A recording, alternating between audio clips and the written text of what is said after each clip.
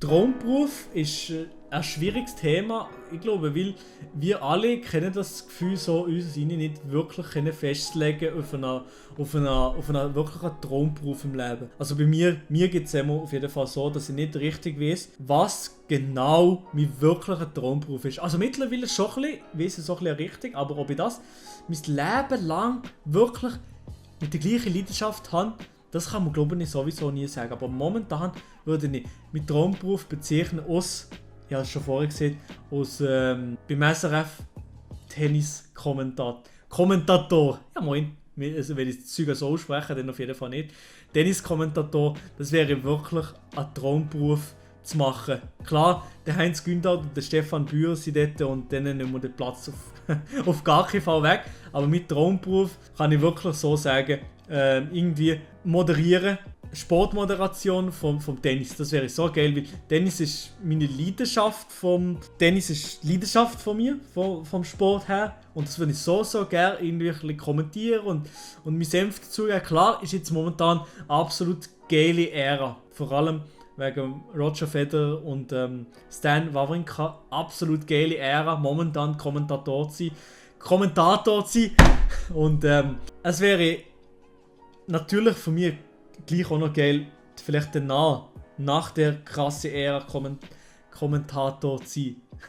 Und momentan mit den Big Three, mit Nadal, Djokovic und Federer, das ist momentan eine wirklich krasse Zeit. Auch für die Schweiz eine ganz krasse Zeit, wo wir momentan drin leben, tennismäßig. Aber eben, mein Traumberuf wäre momentan wirklich Tenniskommentator.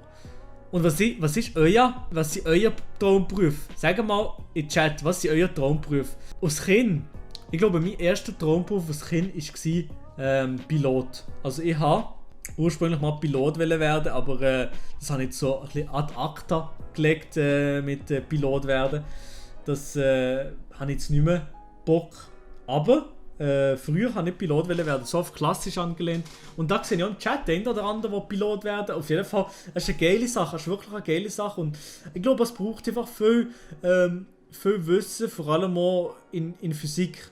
Und in Physik bin ich nie so der Five-Head gewesen. Also schon, ich habe es verdammt gerne, es interessiert mich extrem, die Physik und alles drum und dran, aber ich bin nicht so der Five-Head gewesen, dass ich alles verstanden habe in der Physik. Das habe ich nicht gehabt. Aber ja, ist auf jeden Fall ein sehr, sehr geiler Beruf. Was ich auch nochmal gehabt habe, was habe ich nochmal als Traumberuf gehabt? Ich glaube nicht etwas Krasses. Man könnte natürlich jetzt auf witzig sagen, irgendwie Porno darstellen. Aber nee, das ist absolut scheiße. Da hätte ich keinen Bock drauf. Ich möchte gerne wieder Daniel Koch werden. Ja, genau, das wäre ja ein geiler Job. Nein, aber was natürlich ein ehrenhafter Job ist natürlich eben Arzt oder irgendetwas in der medizinischen Beruf. Das ist auf jeden Fall sehr, sehr nicer Job, aber da bin ich auch absolut nicht genug intelligent.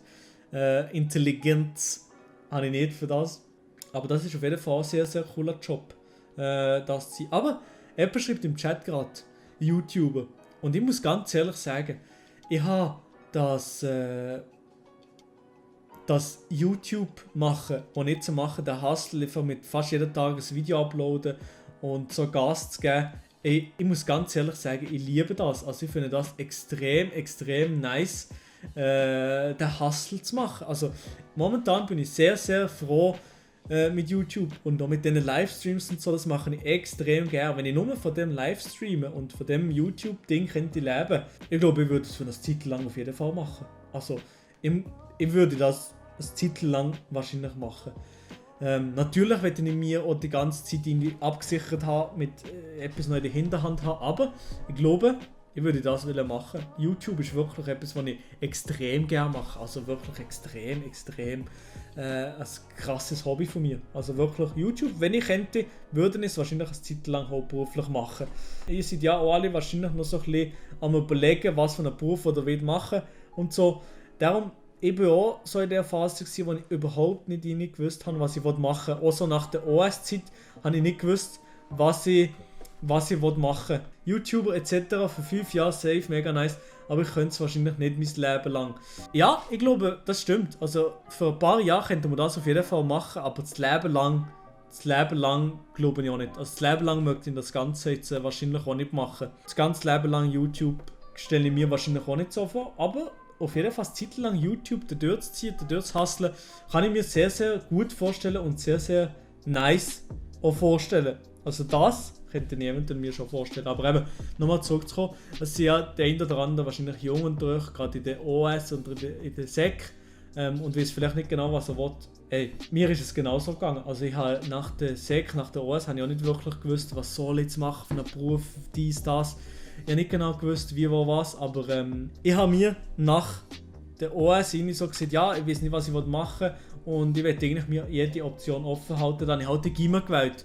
Ich weiß, das ist vielleicht nicht die optimale Herangehensweise, aber es sind wahrscheinlich der eine oder andere draußen unter euch, der einfach sagt, ja, ich mache den Gimmer und dann mache ich einfach das, weil mir das alle Optionen so wie offen halten. Darum habe ich das Gymnasium bzw. hier das College gemacht.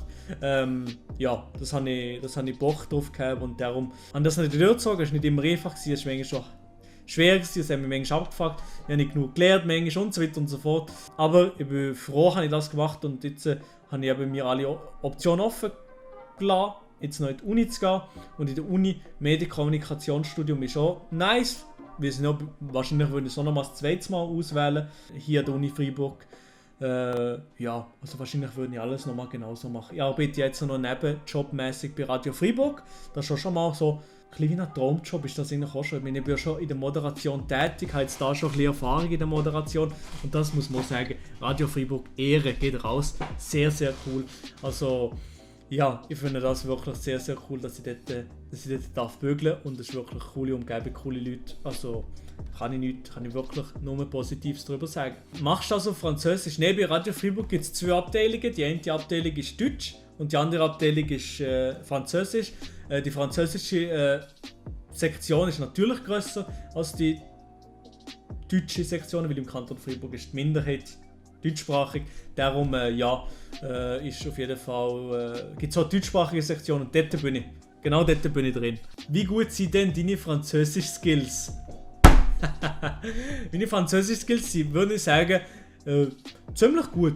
Ich töne vielleicht manchmal noch so ein bisschen wie Deutschschweizer, wenn ich rede, aber ich rede mit meiner Freundin so gefühlt 60% Deutsch und 40% Französisch. Also von dem her, ja, ich rede schon noch relativ oft Französisch. Sprachmemo, WhatsApp, ja, wenn ich so die Real Talks mache und wirklich so ehrlich und ohne irgendetwas groß Skript, ohne mir das zu überlegen, irgendwie mit der Community reden, dann kommt das wie eine Sprachnachricht auf WhatsApp, ja. Also, da bin ich einfach ein bisschen am Labern, ein bisschen am Erzählen und da habe ich nicht irgendeine Ahnung, wo ich her will mit meinem Gedanken, sondern ich hole das Zeug jetzt einfach mal raus. Aber ich finde das eben auch das Geile am Livestream. Da kannst du einfach einmal wirklich komplett dir selber sein und einfach ganz entspannt ein bisschen hier chillig den Livestream machen und du musst nicht gross irgendwie eine Show machen, sondern einfach mal ganz entspannt sein, wie du sonst bist. Ganz, ganz entspannt. Aha, der Adi hat ein WhatsApp. Hallo? PC? So, ich gehe schnell auf WhatsApp. Der Adi hat mir anscheinend etwas geschickt. Ey, das hat nicht, das ist das Mikrofon, ich könnte kotzen. Der Adi hat mir eine Sprachmemo geschickt. Ja, ich bin lost. Ja, ich bin lost. Ich habe es nicht gecheckt. Lost Emoji in den Chat, ja. Ich habe es nicht gecheckt. Der Adi hat geschrieben, Sprachnachricht. Aber ich habe gemeint, ich rede wie eine Sprachnachricht. Ja, komm. Er hat mir eine Sprachnachricht geschickt, auf jeden Fall. Let's go, was hat er mir geschickt? Yo, Melle, du kleiner Hund und auch Greetings an Chat. Ich kann nur mal kurz fragen. Was haltest du so davon, zum Beispiel der Dude, der Daily Doses macht auf YouTube mit irgendwie 7 Mio Abos und 2 Videos in der Woche, die irgendwie so 3 Minuten gehen und du verdienst einfach irgendwie so 20k, also der verdient ja nicht schlecht mit dem und der hat anscheinend auch nicht ein riesen Team im Hintergrund. Was sagst du zu dem? Auch so einen hure kleinen Aufwand für so viel Geld könntest du das machen, ein Leben lang. Du verdienst zwar easy gut, hast auch easy wenig Aufwand quasi, aber hast halt so nichts zu tun, hast so keine Arbeitshomies und so.